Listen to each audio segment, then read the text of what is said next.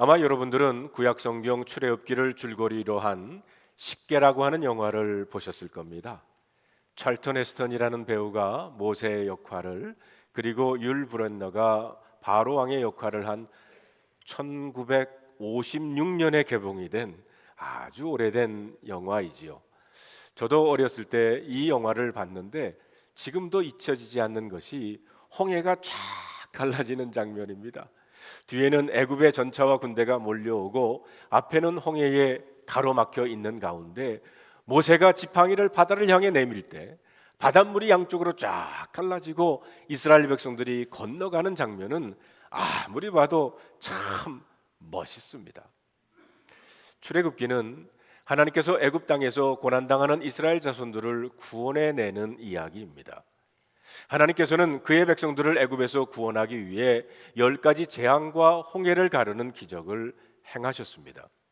그리고 그들을 시내산으로 이끄셔서 그곳에서 하나님은 그들과 언약을 맺고 나는 너희의 하나님이고 너희는 나 백성이다 이렇게 말씀을 하십니다. 그리고는 그들에게 십계명과 율법을 주셨고 성막 제도에 대해서 말씀을 하십니다.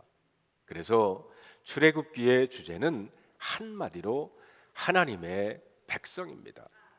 출애굽기는 애굽으로 내려간 이스라엘 자손들이 어떻게 큰 민족을 이루어 하나님의 백성이 되어가는 그 과정을 보여주고 있습니다. 또한 우리는 애굽에서의 구원 사건을 통해서 온 인류를 구원하시는 하나님의 놀라운 구원 계획을 읽을 수가 있습니다. 그리고 시내산에서 하나님이 주신 계명과 율법 그리고 성막 제도를 통해 하나님의 백성인 우리들이 오늘 이 시대를 어떻게 살아야 할지를 배울 수 있습니다. 우리의 믿음은 때때로 기초도 제대로 놓지 않은 채 너무 높이 올라간 고층 건물과도 같을 수 있습니다.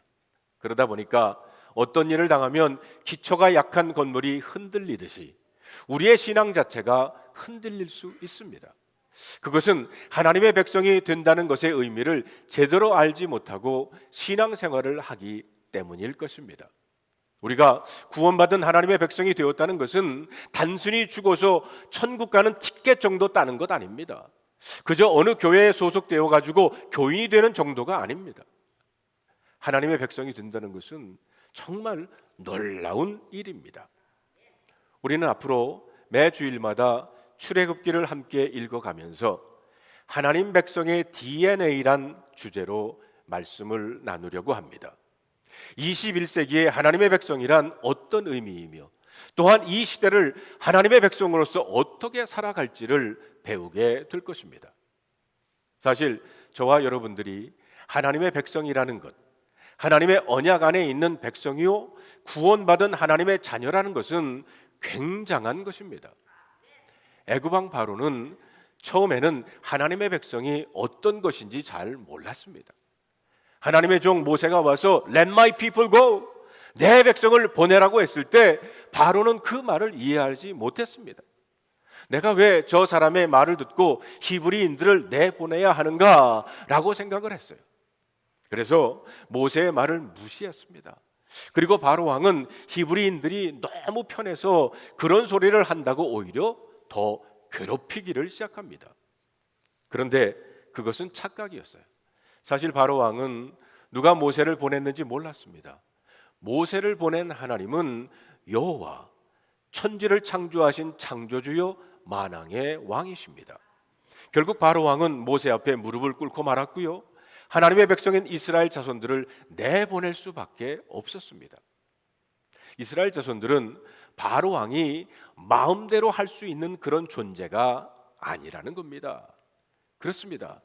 하나님의 백성이 된다는 것, 그리고 하나님의 백성으로 이 땅을 산다는 것은 굉장한 것입니다. 그런데 오늘 우리가 본문에서 제일 먼저 배워야 할 것은 하나님의 백성, 하나님의 나라는 뭐 거창하게 시작한 것이 아니라 아주 미약하게 시작되었다는 것입니다. 본문에 보면 처음 야곱과 함께 애굽으로 내려간 사람의 숫자가 70명에 불과했습니다. 그러나 그들은 애굽에서 놀랍게 번성했어요. 우리가 함께 읽지는 않았지만 7절에 보면 이스라엘 자손은 생육하고 불어나 번성하고 매우 강하여 온 땅에 가득하게 되었다라고 기록을 하고 있습니다. 여기에 보면 같은 의미로 사용된 단어가 5번이나 나옵니다. 생육하고 불어나 번성하고 매우 강하여 온 땅에 가득하였다 라는 이 단어들은 그들의 숫자가 어떻게 증가했는지를 표현하고 있습니다. 하나님의 백성들은 처음에 소수의 사람들로 시작했지만 하나님이 그들을 번성하게 했다는 것입니다. 특히 하나님께서 이스라엘 자손들을 번성하게 하신 장소는 고센이라고 하는 땅이었습니다. 고센 땅은 아주 비옥한 땅이었어요. 나일강이 이루어 놓은 삼각주 지역에 있었는데 이 비옥한 땅에서 이스라엘 자손들은 번성하게 됩니다. 그래서 어떤 성서학자는 이 고센 땅을 가리켜서 이스라엘의 인큐베이터다라고 말하고 있습니다. 그런데 여기서 우리가 분명히 알아야 할 것은 이스라엘 자손이 고센 땅에서 번성하게 된 것은 사실 하나님의 언약의 성취였다는 겁니다. 저절로 번성하게 된 것이 아니라는 말입니다. 창세기 46장에 보면 야곱이 애굽으로 내려가는 것에 주저하고 있었을 때 하나님께서 야곱에게 이렇게 말씀을 하십니다. 나는 하나님이라. 애굽으로 내려가기를 두려워하지 말라. 내가 거기서 너로 큰 민족을 이루리라 하셨어요. 이렇게 이미 하나님은 야곱에게 약속을 하셨습니다. 그리고 그 약속대로 하나님은 이스라엘 자손들로 하여금 큰 민족을 이루게 하신 겁니다. 여러분, 세상 역사상 어디에도 한 가족이 수백만 명의 대군이 되어서 나온 예는 없습니다. 이스라엘 자손의 번성은 하나님의 약속이 성취되는 하나의 과정입니다. 하나님이 원하시면 얼마든지 번성할 수 있습니다. 그러므로 여기서 우리가 보아야 할 것은 숫자의 증거가 아닙니다. 단순히 인구가 많다고 해서 하나님의 백성이 되는 것 아닙니다. 성경에 보면 하나님의 나라는 처음부터 크게 시작하지 않았습니다.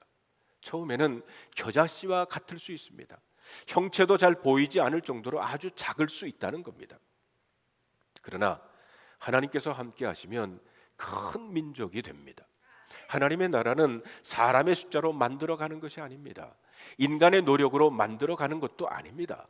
하나님의 능력으로만 되고 하나님의 말씀은 반드시 성취되고 말 줄로 믿습니다.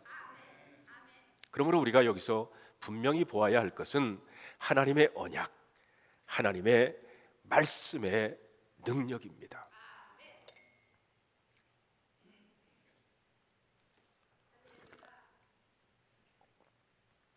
아멘.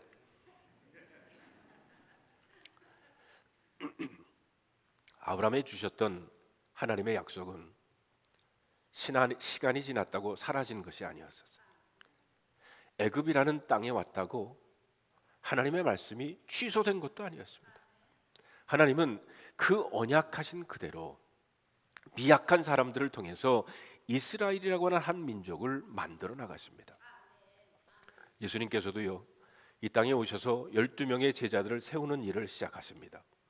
보잘것없는 갈리 어부 출신들을 중심으로 12명의 사람들을 세우시면 이 땅에 하나님의 나라를 세워갈 수 있다고 주님은 보셨습니다. 사람의 생각에는 12명이 아무것도 아니라고 생각할 수 있습니다. 아마 우스웠을런지도 모릅니다. 12명의 제자 중에 대학 출신도 없고요, 부자도 없습니다. 특별히 뛰어난 사람도 없습니다. 그러나 중요한 것은 12명이라는 사람이 아닙니다. 12명의 숫자나 갈릴리 어부라는 그들의 신분을 보아서는 안 됩니다. 중요한 것은 누가 그들을 세웠으며 누가 그들과 함께 했느냐는 겁니다. 얼마나 전능하신 손이 그들을 이끌어 가시는지를 보아야 합니다. 숫자는 중요하지 않습니다. 12명의 제자들을 주님이 세웠다는 겁니다. 그리고 하나님께서 그들과 세상 끝날까지 함께 하시겠다고 약속하셨습니다. 여러분, 복음서에 나오는 오병이어의 기적 아시죠? 보리떡 5개와 물고기 2마리는 5천 명을 먹이기에는 택도 없이 부족했어요. 아주 미약했지만 그것이 주님 손에 들려주었을 때 5천 명이 먹고도 12광주리가 남았습니다. 그래서 이것을 기록한 요한복음 6장 6절에 보면 이렇게 말씀하시면 친히 어떻게 하실지를 아시고 빌립을 시험하고자 함이라. 주님에게는 계획이 있었다는 겁니다. 2023년 새해가 시작된 지 2달이 지났는데 여러분의 시작이 미약하십니까? 사업이, 학업이 보리떡 5개와 물고기 2마리밖에는 되지 않는 것 같습니까? 우리 주님은 어떻게 하실지 아시고 계십니다. 여러분의 삶을 주님의 손에 맡기시고 여러분을 통해 이루시는 기적을 체험하시기를 바랍니다. 보십시오. 하나님의 백성들이 미약한 것으로부터 시작하여 큰 민족을 이루게 되는 것, 더군다나 하나님 모르는 애굽 땅 한가운데서 놀라운 번성을 이루었다는 것은 우리에게는 놀라운 소망을 줍니다. 이것은 하나님께서 한번 약속하신 것은 환경과 관계없이, 사람의 생각과 관계없이 반드시 성취된다는 것을 의미합니다. 그러므로 우리는 사람들의 숫자, 사람의 생각을 따르지 말고 하나님의 말씀을 붙잡아야 합니다. 하나님의 언약은 반드시 성취되기 때문입니다. 성도 여러분, 지금 우리가 아무리 보잘것없어 보여도 하나님이 함께 하시면 우리는 얼마든지 우리의 가정에, 우리의 지역에 하나님의 나라를 이루어 갈 줄로 믿습니다. 두 번째, 우리가 본문에서 보아야 할 것은 하나님의 백성들은 고난과 핍박 속에서 결코 넘어지지 않는 사람들이라는 것입니다. 이스라엘 자손들이 애굽에서 번성하여 큰 민족이 되었지만 그들은 애굽 땅에서 아웃사이더, 곧 노예가 되었습니다. 하나님의 백성인 이스라엘 자손들이 이런 고통을 당하게 된 것은 요셉을 알지 못하는 새 왕이 일어나면서부터였다고 했습니다. 8절에 보니까 요셉을 알지 못하는 새 왕이 일어나 애굽을 다스리더니, 여기서 말하는 새로운 왕이 누구인지에 대해서 성서학자들 사이에는 많은 논쟁이 있습니다. 투트모세 1세라는 학자도 있고 아멘호텝 2세라는 학자도 있습니다. 출애굽의 역사를 주전 15세기로 보느냐 아니면 주전 13세기로 보느냐에 따라 많은 의견의 차이를 드러냅니다. 중요한 것은 요셉을 알지 못하는 새 왕이 애굽을 통치하면서 이스라엘 자손들의 운명이 달라졌다는 겁니다. 아마 이스라엘 자손들의 번성은 애굽 사람들에게 두려움의 대상이 되었던 것 같습니다. 그래서 9절과 10절에 보면 새로운 왕이 이렇게 말합니다. 우리 함께 읽어볼까요? 이 백성 이스라엘 자손이 우리보다 많고 강하도다. 자, 우리가 그들에게 대하여 지혜롭게 하자. 두렵건대 그들이 더 많게 되면 전쟁이 일어날 때에 우리 대적과 합하여 우리와 싸우고 이 땅에서 갈까 하노라. 이스라엘 백성들이 자기들보다 더 많고 강하다는 것은 과장된 표현이라고 할 수가 있습니다. 또 전쟁이 일어나면 대적과 손잡고 자기들과 싸울 것이라는 것은 일종의 흑색선전이었습니다. 그러나 분명한 것은 그들이 이스라엘 자손들 때문에 위협을 느낀 것은 사실이었던 것 같습니다. 그래서 새로운 애굽의 왕은 이스라엘 자손들을 번성을 막기 위해서 3가지 계략을 세웁니다. 하나님의 백성들이 번성하는 것을 막아보자는 겁니다. 그런데 이런 시도는 지금도 마찬가지입니다. 악한 사탄은 어떻게 해서라도 하나님의 백성을 번성하는 것을 막으려고 합니다. 교회를 비방하고 교회를 갈라놓고 안티 기독교인들이 일어나고 있습니다. 애굽의 바로 왕은 꼭 악한 사탄과도 같아요. 자, 그러면 애굽의 바로 왕은 어떻게 하나님의 백성들을 괴롭혔습니까? 첫째로 이스라엘 백성들의 생활을 어렵게 만들었다고 그랬어요. 11절을 봅시다. 감독들을 그들 위에 세우고 그들에게 무거운 짐을 지어 괴롭게 하여 그들에게 바로를 위하여 국고성 비돔과 라암셋을 건축하게 했다고 그랬어요. 14절에 보면 어려운 노동으로 그들의 생활을 괴롭게 하니 곧 흙 이기기와 벽돌 굽기와 농사의 여러 가지 일이라 그 시키는 일이 모두 엄하였더라. 바로 왕은요, 이스라엘 자손들에게 극심한 노동을 시켜가지고 인구를 줄이고 그 세력을 위축시키려고 했습니다. 그런데 여러분, 이런 바로 왕의 계획은 한마디로 실패하고 합니다. 왜냐하면 이스라엘 자손들은 학대를 받을수록 오히려 더욱더 번성해졌기 때문입니다. 여러분, 12절에 있는 말씀을 우리 다 같이 한번 읽어볼까요? 그러나 학대를 받을수록 더욱 번성하여 퍼져가 나가니 애굽 사람이 이스라엘 자손으로 말미암아 근심하여. 저는 이 말씀이 정말 신납니다. 학대를 받을수록 더 번성하는 것, 이것이 바로 하나님의 백성이라는 겁니다. 보십시오. 바로 왕은 도저히 이해할 수 없었습니다. 아무리 고된 일을 시켜도 이스라엘 자손들의 숫자가 더 늘어났고 학대하면 할수록 더 번성하고 강해졌습니다. 그렇습니다. 하나님의 백성들은 고난 때문에 망하지 않습니다. 사탄의 음모는 성공할 수 없는 음모입니다. 전능하신 하나님이 함께하는 것은 그 어떤 것보다 강합니다. 그렇기 때문에 어떤 억압 속에서도 이스라엘 자손은 더욱더 번성했다는 겁니다. 그렇기 때문에 어떤 어려움 속에서도 하나님의 백성은 더욱더 강해질 줄 믿습니다. 그러자 바로는 두 번째 계략을 사용합니다. 히브리 산파들에게 은밀하게 명령을 내려가지고 이스라엘 여인들이 아기를 낳을 때 지켜보고 있다가 아들을 낳으면 죽이라고 명령을 내린 겁니다. 여러분 15절 16절에 있는 말씀을 볼까요? 애굽 왕이 히브리 산파 시브라라 하는 사람과 부하라 하는 사람에게 말하여 이르되 너희는 히브리 여인을 위하여 해산을 도울 때에 그 자리를 살펴서 아들이거든 그를 죽이고 딸이거든 살려두라. 그런데 여러분 이 바로의 왕의 계획 역시 히브리 산파들의 믿음 때문에 실패하고 맙니다. 바로 왕의 명령을 들은 두 히브리 산파들은 애굽 왕들의 명령을 어기고 남자 아기들을 살려주었기 때문입니다. 화가 난 애굽 왕이 산파들을 불러가지고 너희가 어찌하여 이같이 남자아이를 살렸느냐 이렇게 추궁할 때 하나님은 이들에게 뛰어난 지혜를 주셨어요.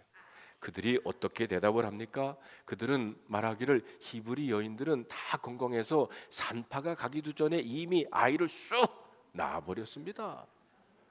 보십시오. 두 히브리 산파 시브라와 부하는 바로 왕보다 하나님을 더 두려워한 겁니다. 바로 왕을 무서워하지 않고 하나님을 더 두려워한 용감한 이 두 히브리 산파는 오늘 시대를 살아가는 우리 크리스천들에게 많은 도전을 줍니다. 성도 여러분, 그들은 우리가 참으로 두려워할 분이 누구인지를 알고 있었습니다.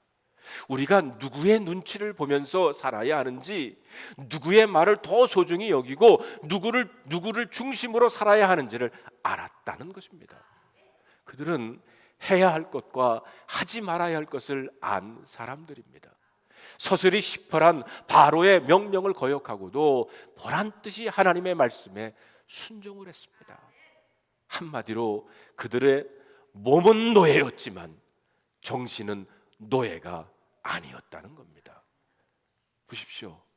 오늘날 많은 사람들은 어떻게 해서라도 좀 더 잘 먹고 넉넉히 갖고 좋은 집에 편하게 살려고 합니다. 그래서 돈 중심으로 삽니다. 돈이면 안 되는 것이 없다고 말합니다.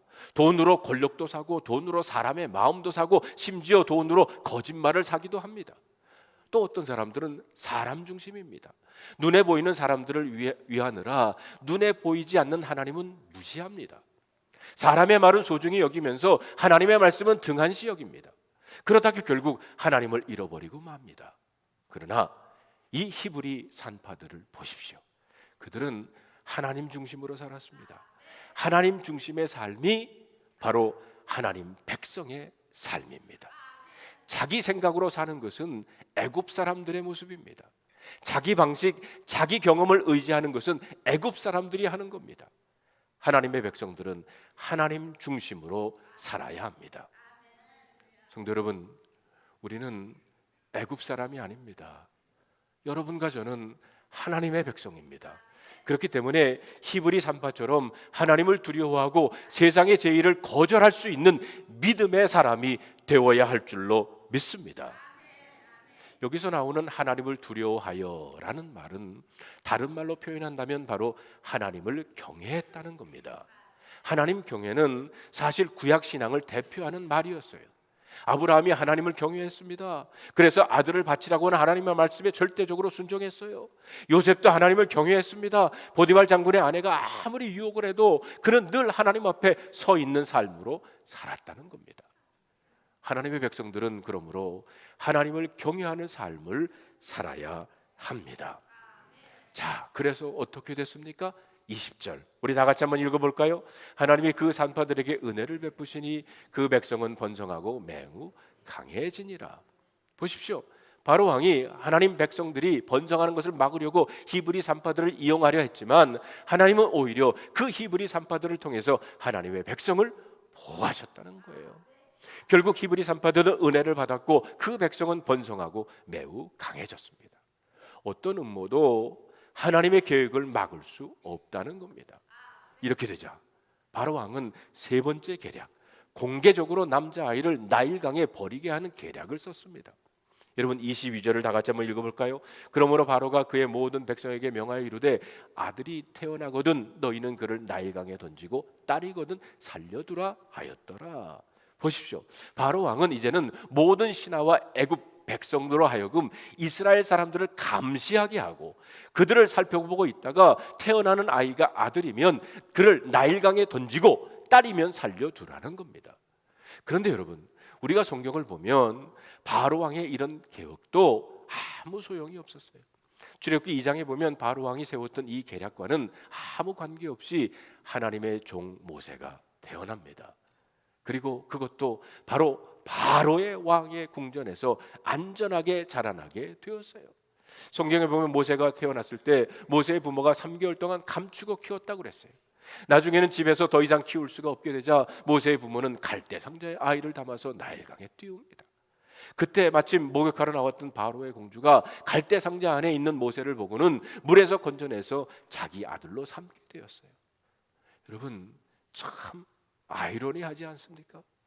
바로 왕이 죽이라고 말한 하나님의 백성의 지도자가 바로의 궁전 안에서 가장 안전하게 자랐다는 겁니다. 그렇습니다.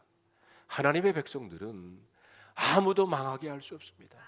이 세상 나라는 온갖 음모를 동원하고 박해하며 하나님 나라를 무너뜨리려고 합니다. 하나님의 백성들은 이 땅을 살아가면서 하나님을 믿는 믿음 때문에 왕따 당할 수도 있고 어려움 당할 수도 있습니다. 그러나 염려 말아야 합니다. 하나님은 하나님의 백성들을 통해서 반드시 하나님의 뜻을 이루어 나가실 겁니다. 사람은 힘이 없지만 하나님은 전능하십니다. 어떤 조직이나 행정이나 어떤 위협에도 불구하고 하나님의 백성들은 건재하고 하나님의 나라는 결국 이루어지고 말 것입니다. 성도 여러분, 지금 여러분들이 겪고 있는 어려움, 고통 역시 하나님의 백성들을 무너뜨리지 못할 것입니다. 주님 안에 있을 때, 주님의 중심의 삶을 살 때 우리를 구원해 주실 줄로 믿습니다. 마지막으로 우리는 오늘 본문에서 하나님의 백성들이 애굽에서 온갖 학대를 받았지만 그 고난과 핍박은 결국 이스라엘 자손에게 큰 믿음의 유익이 되었다는 것을 배워야 합니다. 사실 이 땅을 살아가면서 고난당하는 것을 좋아할 사람이 누가 있겠습니까? 누구나 고통당하는 것 싫어하고 피하고 싶습니다. 그러나 여러분 바로 왕의 이런 압제가 이스라엘 자손들에게는 오히려 삶의 새로운 전환점을 가져다 주었다는 겁니다. 하나님의 백성들은 존귀한 사람들입니다.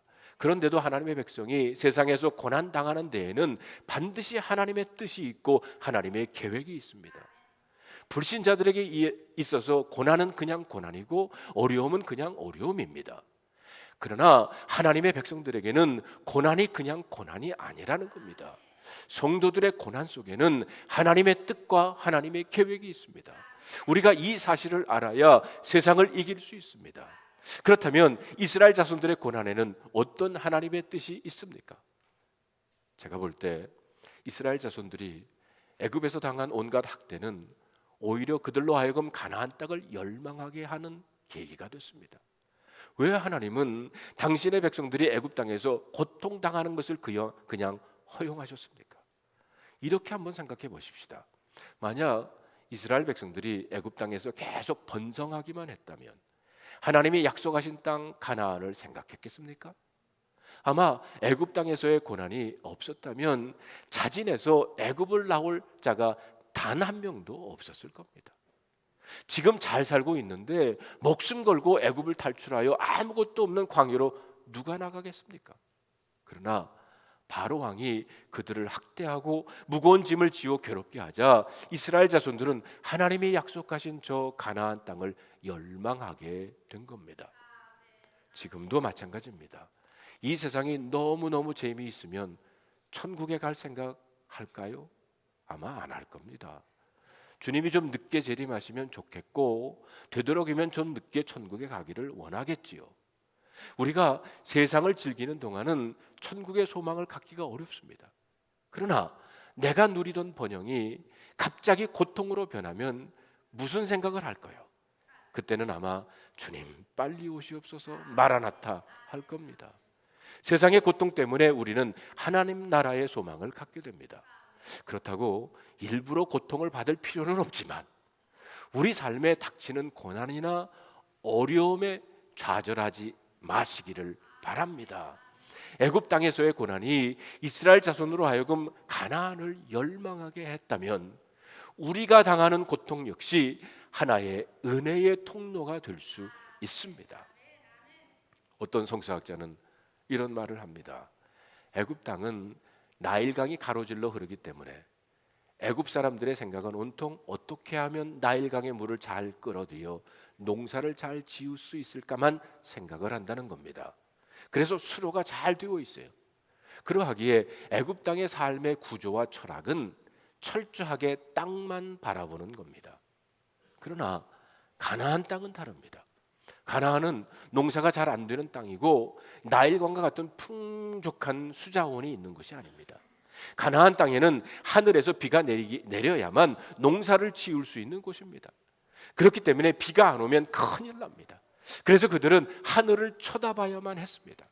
말하자면 가나안의 삶의 구조는 하나님을 철저하게 의존하도록 되어 있다는 것입니다. 우리 중에 어떤 사람들은 애국과 같은 삶의 방식으로 땅만 바라보며 이 세상을 살아갑니다. 그들은 바로 불신자들, 애굽에 속한 사람들입니다. 그러나 하나님의 백성들은 세상을 쳐다보는 사람이 아닙니다. 우리는 하늘에 속한 사람들입니다.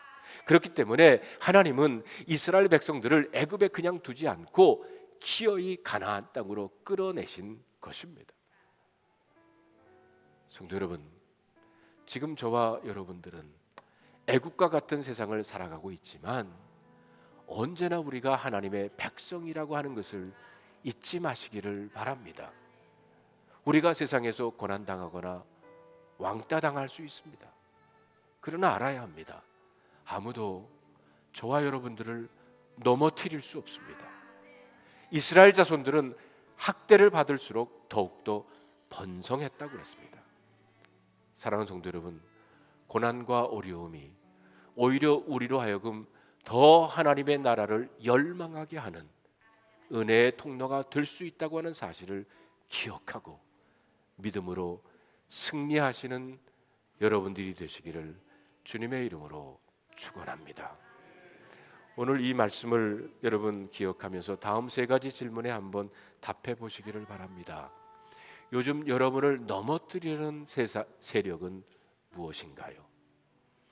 둘째로, 여러분의 믿음을 부인하는 일을 가라고 강요받은 적이 있습니까? 어떻게 했나요? 셋째로, 여러분의 고난이 믿음에 큰 유익이 된 적이 있습니까?